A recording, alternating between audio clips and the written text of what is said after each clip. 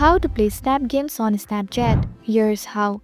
To start, open the Snapchat app on your mobile device and make sure you are logged into your account. Now swipe right from your camera screen to open your chat section.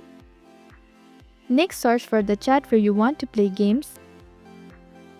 If you open the chat and don't see a rocket icon next to the chat, this means you cannot play games in the chat yet. But don't worry, there is a solution. To fix this, go back to the main screen and tap the profile icon at the top left corner of the app. Then click on the settings icon. Once in the settings, scroll down towards the bottom and select Help Center. In the search bar, type Games and search for it.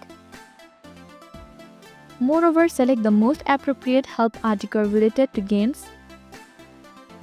In case if you are still unable to play games, it might be temporary issue with your reason. That's it. I hope this video helped.